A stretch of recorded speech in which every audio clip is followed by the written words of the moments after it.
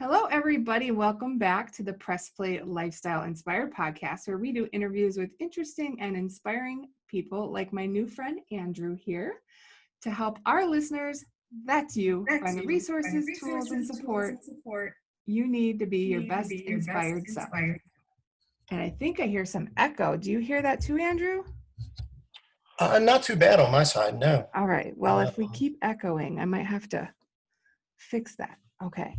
So, Andrew, do you want to take a moment to just tell the audience a little bit about yourself? Sure. My name is Andrew. I'm live in New Jersey. I live in actually northern New Jersey, outside of New York City. Hold on. Can you still see me? Yep, I can.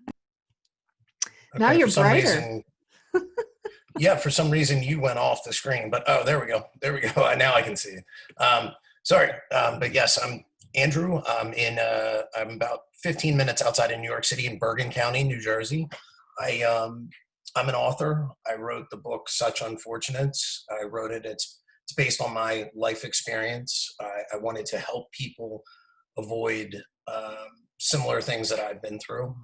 More about me. I'm engaged to be married. I have a great fiance. We've been together for almost 4 years now, and we have 2 dogs, 3 cats, and all rescues, and 2 stepchildren. So we're all hanging in here with this COVID-19 thing, and just happy to be here, happy to be on, happy to talk about my story. I really appreciate you having me on with this. Oh, thank you. We love having people on, especially if they have great stories to tell. So I'm really interested. You kind of said briefly in your intro there that you wrote the book partially to help others avoid some mistakes that you've made. Could you expand on that a little bit? Sure. Well, the book is, I suffered a horrible drug addiction in my life, and the book goes through, it starts off with my childhood. My childhood was not the ideal childhood. I had a very abusive childhood. I had one very sick parent, 2 sick parents, but one very sick parent. And there was a lot of abuse in my household. And I go through that in the book. Before I ever touched a drug, I believe I was sort of an addict. I was addicted to anything. Drugs were really the symptom of something that was going on inside of me. And so that abuse, I take the reader, the book starts out, and it starts out with where I had ended up in Camden, New Jersey, homeless, basically at the bottom of the bottom, the low as you can go. And then I take the reader through how I got to that point. It starts off in my childhood, and what growing up was like, and the effects of that. I went to doctors and I was prescribed medication, but they never looked at the root cause. I was having really bad anxiety attacks. So at 14, I started believing I was dying of a heart attack. And by the time I was 19, I think I took myself to the hospital 44 times, to the emergency room, really believing I was dying. So you can imagine a child going through high school every day, oh my God, I'm going to die. That really starts to wear on you. So a doctor at 14 prescribed me an adult dose of Xanax. And, it never really looked at the root problem. It was just, you take this drug and it'll work. But I took the drug, and the drug built up a tolerance. You start becoming addicted. It never solved anything, and that taught me from a very young age that if you had a problem, there was a chemical solution to it. And so, in high school, I started drinking a lot too, to deal with anxiety and depression, which were a direct result of my really messed up childhood. One of the things that I never have heard a parent say, I love you. And for somebody that is used to that, it may not be that big. They may not think, I mean, maybe they do, but it's, when you don't hear that and somebody says it to you for the first time, it's kind of like an awkward thing. You're like, wow. But not dealing with everything that I had inside of me from that manifested in a way. I barely made it through high school. I went to college somehow. And, I ended up failing out of college because I wasn't going to class. And, once I got out of college, my drug use really progressed to the point where I found OxyContin. And that was like the miracle solution to all my problems. When I took that pill, the depression went away, the anxiety went away. I felt great. I felt like normal people felt during their day. I could get up, could be motivated about life. Because what I strongly believe is when a child is abused, they don't develop the natural chemicals like dopamine, serotonin, norepinephrine. They don't have the same levels as a child that's been loved and raised, family with love. So for me, just waking up and going through my day I was never excited about my day. It was like, oh my God, here's another day, no matter what it was, whether it was school, whatever it was boring, it was miserable. And I just looked at making it through the next day with as little pain as possible. I never looked at a future, a career, or, I never really had that direction where other kids are like, oh, I want to be this in the future. I was like, I just want to get through the next day without dying. And so it really got bad for me once I got on the Oxycontin, and I felt that. I didn't ever want to be without that feeling. Never. Because I felt that, I felt great. So as soon as that started to wear off, I wanted another. And as you can imagine, your body becomes addicted, your tolerance builds up. And, before I knew it, I was taking 12 Oxycontin, 80 milligrams a day, which is in one Oxycontin 80 milligram, there are 12 Percocet, or is it 14 Percocet 5 milligrams? The Percocets are 14 in each one of those. And I was taking 12 of those a day. So that's like 130 Percocets a day, every day. And so it was when I tried to stop that, the withdrawal I went through hell like I could never imagine. So it got to the point where even if I wanted to stop, I couldn't, because the physical withdrawal was so awful. And I get into that in the book, and I describe that. So that led me to my first rehab. And one of the things that I get into the book is why the rehabs are failing, why we have such a problem in this country. They say the whole country almost feels like it's addicted to opiates. And I get in, and the rehabs have like a 3% success rate, because all they did was they bring you in, they take the drugs out, and then 30 days later they put you back, and you're the same person. They don't look at fixing what was wrong with you. So the same person, yes, they're drug free. You did that. That's good. I'm not saying, but they're being thrown right out in the street with, it's just a matter of time. That's why they have a 3% success rate. No one said, hey, why are you doing this stuff in the first place? We need to heal what's going on. It was just get the drugs out, and that was it. That's all they wanted to focus on. Drugs are bad. You do them, you're going to go to jail. And that solved nothing. I'd see people that get arrested as soon as they get out of jail, they're using drugs again. It didn't solve anything. Yeah, and I think you had mentioned this. Actually, I've heard it like 6 or 7 times so far, so just curious. Sure. In a positive way, but you, like, way at the very beginning, you talked about the anxiety attacks and the pill, but no root cause. And then you talked about the drinking and the being a teenager, but no root cause. And then you talk again about Oxy and feeling finally like emotion, essentially, right? Feeling like exactly. some things were there. Feels good. But then you go to rehab and no root cause. And so it feels to me like there's this just a string of events of people continuing to let you down, right? Yes. To where you get to a point where that's all you actually know is how to be let down. And so, of course, how do you show up for yourself? Right. If you're always let down.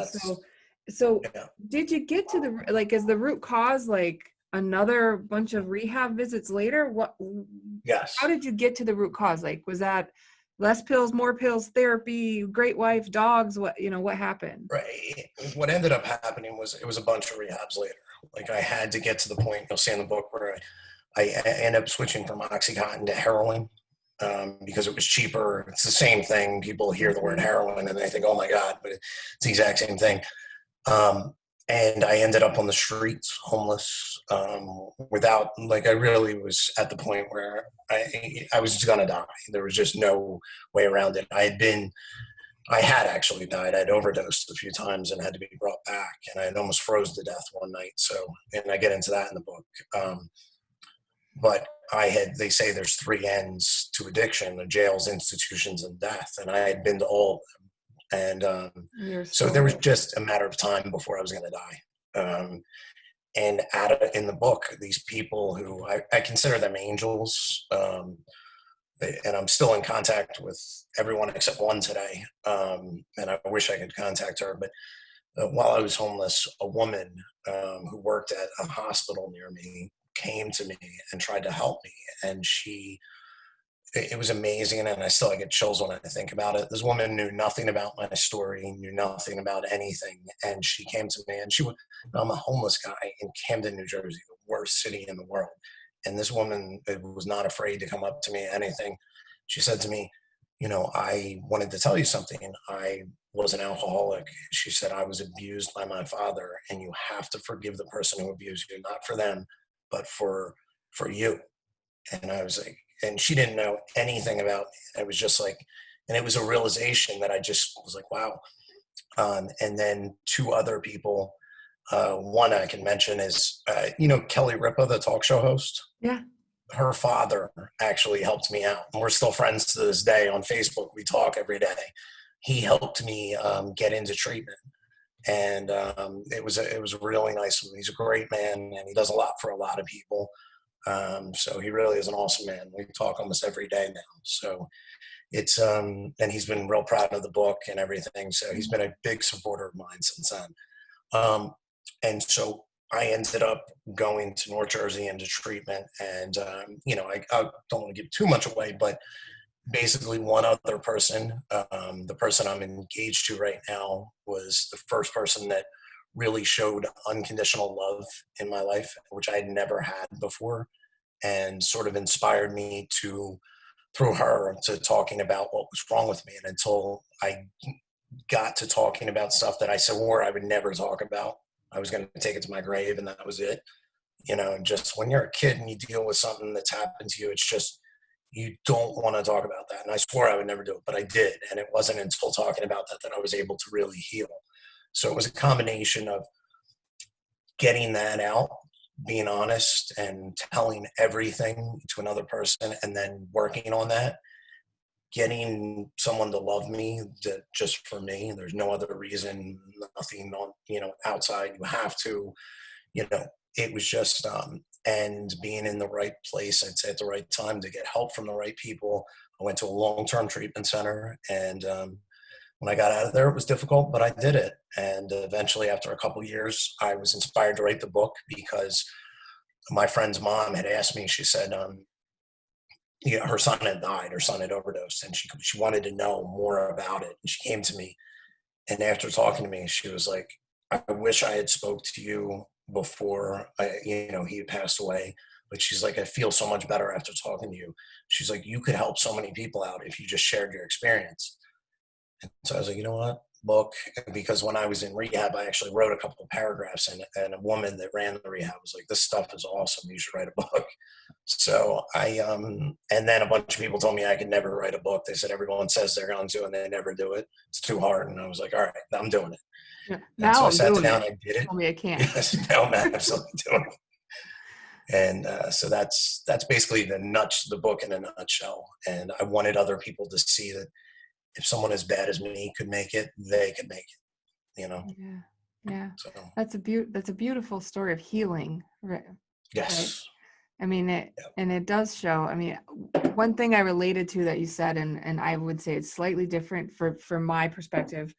I went through a dark period as well. I grew up similar stuff, similar sick type things with parents, 4 stepdads, that kind of thing.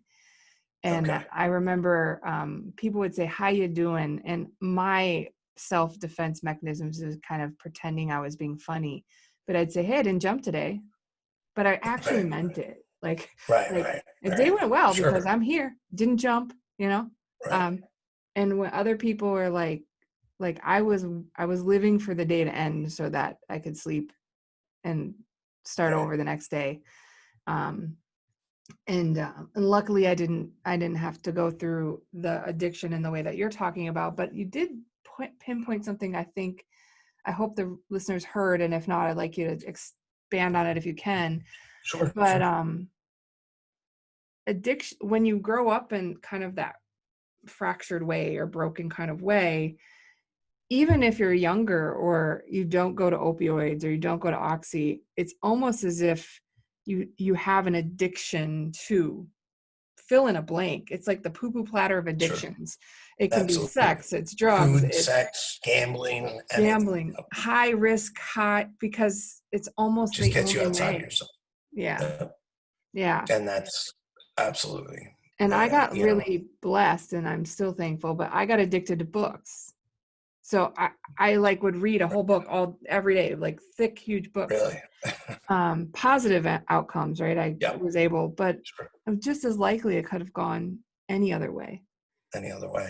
any Yes. other way. And I think Be that's thankful it what's did.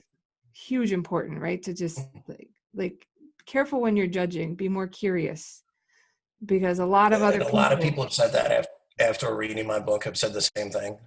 You have no idea how many people have contacted me. And I guess after I shared everything and got it out, they've been like, you know what? I actually went through this. And I guess they feel, I don't know, more easy telling me about their stuff because I've shared so much. And I was surprised how many people have dealt with a lot of stuff. And a lot of, almost everyone that has an addiction in their background, if you look, I mean, there's some root cause to it. I mean, it's always there, whether they admit it or not. When it comes around to it, like, I really do believe, and I don't know if it's brain chemistry that's just it, but the traumatic experience from a messed up childhood will definitely, like you said, you will search for something that gets you outside of yourself, something feeling. So, yeah. And like I you said, know, for me, if it was reading, but it wasn't like reading like books that were going to make me smarter. It was reading fantasy or sci-fi, like where I could live in get you Mars or outside. Right. yeah, and Yeah. not Sure. be in that place. Um, Absolutely. so you mentioned another different distinction that I haven't actually heard before. So I thought if you wouldn't mind explaining the difference Sure. other than the obvious, but you did say at the end you sort of went into a longer term treatment. Is that is there a big significance other than longer than 30 days with short versus long term? I mean, I would recommend the longer term for people just because, especially with opiates, your first 30 days, I mean, you're not even You're just feeling DTing, right? the withdrawal is not only physical, the physical part is horrible. And the more you use, the longer it can be. I mean, it can be months for some people, and it's awful. It's the worst thing. The withdrawal from opiates is the worst feeling on earth. I've read every book that I've read of a famous person that has written a book about says the same thing. And it's just, there's nothing that compares to it. People say the flu, that's not even, it's like describing an ant to a dinosaur. Like it's that awful. And I tried to get into the book and make it clear to people how bad it really was. Um, but I don't know. I think people need to, I don't know.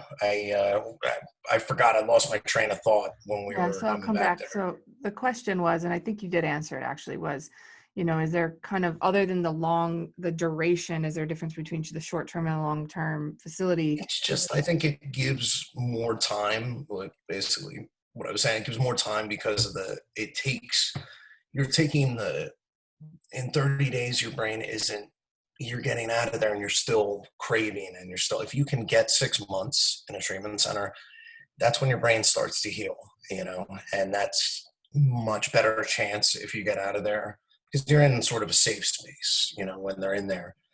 I think it's a much better chance of 6 months if you have luckily there's a place called Integrity House here, which is a long-term program that I was able to go to. And I'm blessed for them. I heard bad things about it and it's not nice and cushy. I've been to a fancy 30-day rehab and it did nothing for me. And the place wasn't bad. I mean, there was nothing bad about it, but I needed that. I really did. I needed that 6 months to be in there and really get myself together. And I would recommend that. If Yeah. all you can do is 30 days, that's great, but I would recommend the longer term. Yeah, Absolutely. and so I think what I heard you say, which I have family who've gone through similar things. Yes, it's great. You get that first 30 days, you can get through the physical stuff, but you can't actually deal with the mental stuff when you're still in the physical. So you need to be No, done with sort of yes, withdrawing and DTing and sweating and feeling like you're going to die.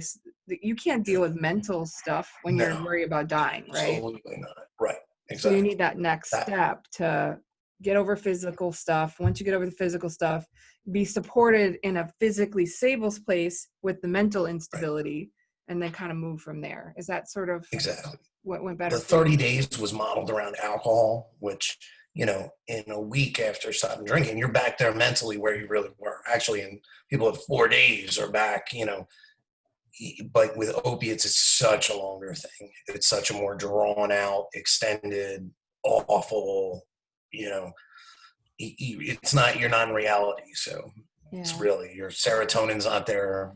It's just a mess. I think the other thing that I hope people gathered from your story, and I hope they all buy the book. We'll definitely put the link in the comments and any other Okay, great. detail. Great. Thank you. But of course, no, thank you for taking the time to write it and share with us. But you didn't start out like shooting up in a back alley kind of thing, right? No. Like opiate, you were No. prescribed this. Yes. And so when people are like, Correct. oh, there's not really an opioid problem in our society. There's not really this, there's not really that. I've heard my sister's in jail right now. She's been there a Right. year plus, still not Okay. yet been sentenced because she was taking a control. She was on Oxy after a Right. surgery 6 years Right. later, and Right. she hit someone head on. Right, it's a horrible story for them, horrible for her. But she didn't start out Of course. doing something like that. She was prescribed by a doctor who she trusted because she was in pain, and now you're a homeless man. Right. Like, it's Exactly. that fast. So I think we Oh, have it to, happens. yeah, really roll back the judgment and go, be Yeah. curious. Like, how did Andrew land here? And it sounds like Yep. your first angel, that first woman that was like, you've got to forgive yourself. She knew you don't begin homeless, right? There's all Right. of this before. She was an amazing person. So, So yeah. so I feel like this is the sad part, but like, is there anything that people who have see their loved ones maybe struggling through this, is there anything that they can do or be or in some way support their loved ones Sure. without Sure. being like contributing? Like how Exactly. There's a point, and people get this wrong. They either take tough love to an extreme, or they don't do it enough. Okay, and the extreme would be, I'm done with you forever. Goodbye. Don't ever talk to me. You're a drug addict, and that's not going to help anybody. And if you don't love your person, that's fine. That's what people do. But the other extreme would be, I'm giving you money to go buy drugs whenever you want. And it's there has to be a balance between the two. Okay, you don't want to support somebody's drug habit, and if you do that, they're not going to get better. They're just not. I get there are times parents have just had no other choice but to give their kid $20. That doesn't mean they're at fault for their addiction, and right. it's nonsense. But the ultimate thing is to tell whoever, your child or your loved one, that if they seek help, you will be there to support them. If they don't, you can't keep going and giving them money, and can't let them kill himself type of deal and let them keep doing this. As long as they seek help and are looking to better their life, you will be there for them. And that is the best advice I can give someone that is a relative that has people. Do not say, oh my God, you're done, I'm cutting you off for the rest of your life. That's just, it doesn't work. Yeah, and I It doesn't. wondered about that because what you said way at the very very beginning was, I want to say it was your spouse, or you're engaged with now, your Yes. future wife. Future wife. Yeah, she is like the first person that told you she loved you and meant it unconditionally, and probably was very Correct. weird, right? Feeling that and not Yes. knowing even how the heck to process that. So Sure. if no one ever loved you, right? So I think that you can't cut everyone off, because then why be around if no one loves you anyway? So Right. Exactly. so it's like, Right. don't cut them off. You can still love someone. You don't have to love their circumstances. You don't have to love their choices. You don't have to give them Right. money to go get high, but you can give them a Right. cheeseburger, and you can tell them you love them, and you can be there later. I mean, is that kind of, Right. Exactly.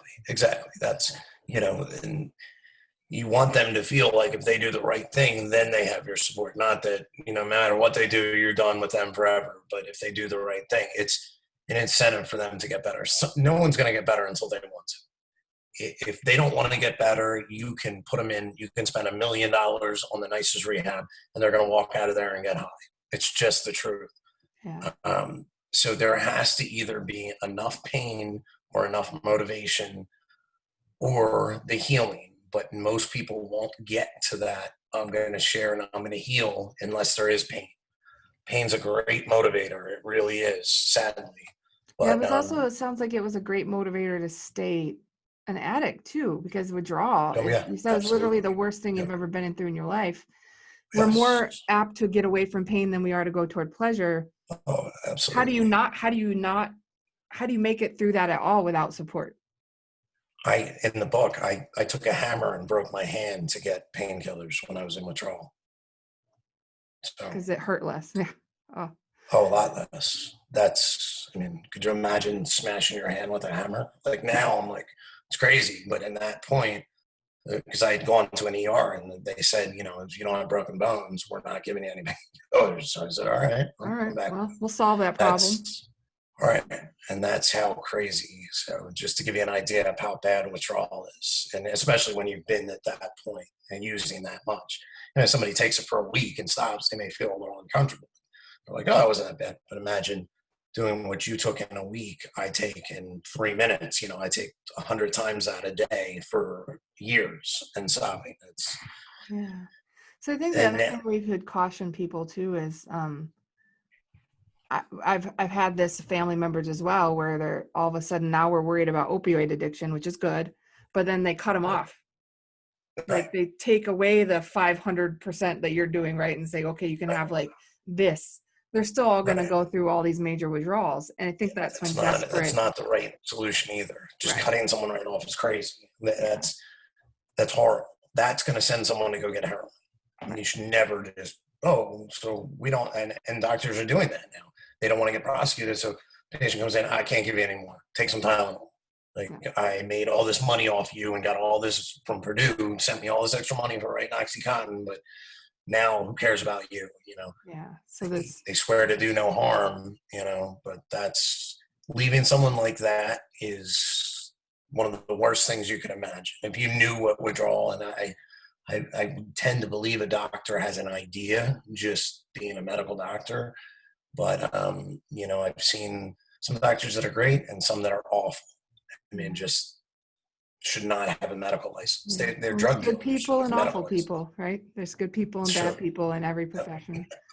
So Yep. I thank you so much for, I'm Sure. my number one most important thing I say, because we've all had our stories, is I feel like if we don't talk about it, we keep bringing it back. We keep bringing it Yep. about, right? And so your bravery in A, like making it through something like that, and then B, writing a book, even everyone said you couldn't and you wouldn't be able to get it done. Right. Right. Hopefully that will help someone either seek treatment sooner, or a family member give some middle of the road love and not cut you off kind of love. Right. If you had any parting words for an addict who's thinking, trying to figure out how to move out of where they are, what Okay. advice would you give the addict? Not the parents, all of that's great, but the person who was like you, what would you say to them if you saw them on the side of the Um, road like the angel saw you? right. I guess the best advice. I mean, if one thing that I always say to people, I'm like, if I could do it, you could do it. I want people to know, because a lot of times people will get up and try to talk to addicts, and the person will be like, you don't know anything about. So I would say, I had been where they are. I know what it's like. I know how you feel. I know how awful it is living this life. I know that they probably wouldn't get up to leave to go to rehab just because they don't want to be sick for the trip up there, and they don't, and all this stuff. So I understand where they're from, but there is a better way, and it's such a better way than living that life and being a prisoner in your own body and not having, destroying everything. I What's just, better about it? What's better about it? everything. You don't Everything? have to wake up sick every day. You have money in your wallet. I have a car. I have a credit card. a bank account. I'm talking to you on my computer where I pay all my bills, and I'm not going to jail. I'm clean. I have a woman that loves me. I have pets. I have a job.